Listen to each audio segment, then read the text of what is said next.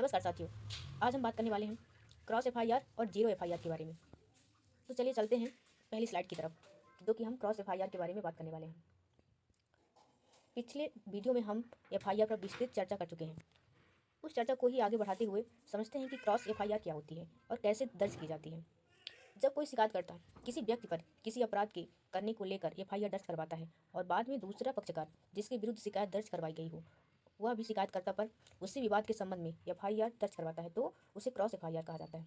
मतलब यह है कि जब दोनों ही पार्टी एक दूसरे के खिलाफ एक ही विवाद पर एफआईआर दर्ज करवाती है तो उसे क्रॉस एफआईआर कहा जाता है।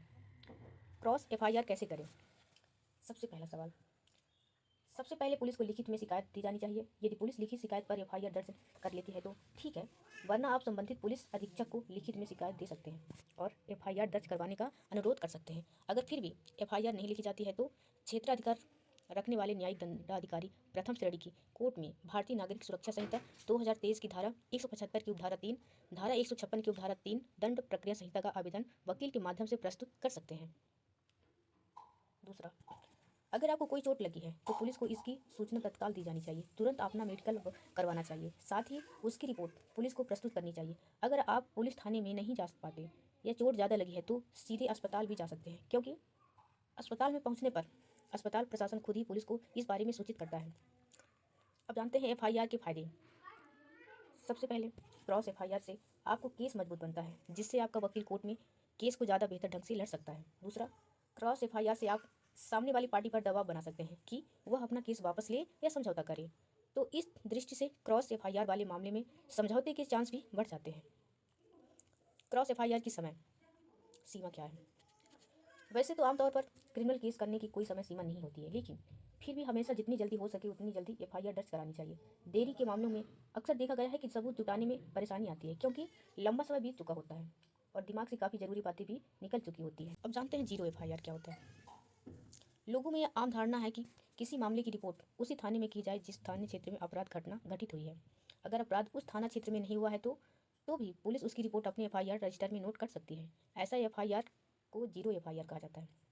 इसका अर्थ यह है कि अपराध के घटने की रिपोर्ट किसी भी पुलिस स्टेशन में कराई जा सकती है, फिर भले ही अपराध उस पुलिस स्टेशन के अंतर्गत घटा हो या ना घटा हो। एफआईआर करने के बाद पुलिस थाने के बाहर साधक अधिकारी उसे आगे की कार्रवाई के लिए संबंधित थाने को भेज देंगे। यदि कोई पुलिस अधिकारी यह कहकर शिकायत दर्ज करने से मना कर देता है कि वह उसके अधिकार क्षेत्र के बाहर है तो यह भारतीय न्याय संहिता 2023 की धारा 199, आईपीसी 1860 की धारा 166 की धारा ए के तहत एक अपराध है, जिसमें 6 महीने से लेकर 2 साल तक की सजा का प्रावधान है। पुलिस को शिकायत कैसे करें? अब समझते हैं कि हम पुलिस को शिकायत कैसे करें। पुलिस को शिकायत लिखित और मौखिक दोनों तरीके से की जा सकती है।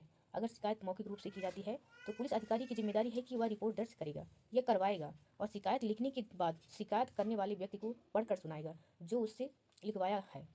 इसके बाद शिकायत करने वाले व्यक्ति के हस्ताक्षर होते हैं और इस शिकायत की एक कॉपी उसे निःशुल्क दी जाती है। यदि कोई शिकायतकर्ता अस्थायी या स्थायी रूप से अक्षम है तो पुलिस की यह जिम्मेदारी बनती है कि वह उसके निवास पर जाकर शिकायत दर्ज करे। यदि शिकायतकर्ता कोई महिला है जिसके साथ कोई महिला संबंधित अपराध जैसे कि यौन उत्पीड़न, बलात्कार आदि हुआ है तो वह शिकायत केवल महिला पुलिस अधिकारी के द्वारा ही रिकॉर्ड की जा सकती है। अगर पुलिस थाने में आपकी शिकायत नहीं लिखी जाती है तो इसकी शिकायत आप अपने संबंधित जिले के एसपी यानी जिला पुलिस अधीक्षक को करें। यह एसपी की जिम्मेदारी है कि वह संबंधित थाने से मामले की जांच करवाए। फिर भी किसी कारणवश अगर आपकी एफआईआर नहीं लिखी जाती है तो भारतीय नागरिक सुरक्षा संहिता 2023 की धारा 175 की उपधारा 3, धारा 156 की उपधारा 3 दंड प्रक्रिया संहिता के तहत आप सारी शिकायतें की प्रति जिसे अपने थाने या एसपी ऑफिस में दी है उसे लेकर किसी वकील के माध्यम से न्यायालय में अर्जी दे सकते हैं। न्यायिक मजिस्ट्रेट को यह अधिकार और शक्ति प्राप्त है कि वह पुलिस को एफआईआर दर्ज करने का आदेश दे सकता है।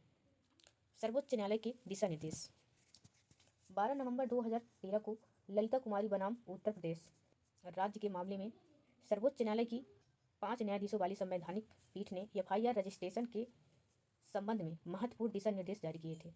इनमें कहा गया था कि भारतीय नागरिक सुरक्षा संहिता 2023 की धारा 173, धारा 154 दंड प्रक्रिया संहिता के तहत संज्ञेय अपराध की जानकारी मिलने पर पुलिस को बिना किसी प्रारंभिक जांच किए अनिवार्य रूप से एफआईआर दर्ज करनी होगी। यदि कोई पुलिस अधिकारी संज्ञेय अपराध की जानकारी मिलने पर एफआईआर रजिस्टर नहीं करता है तो उसके खिलाफ कार्रवाई होगी।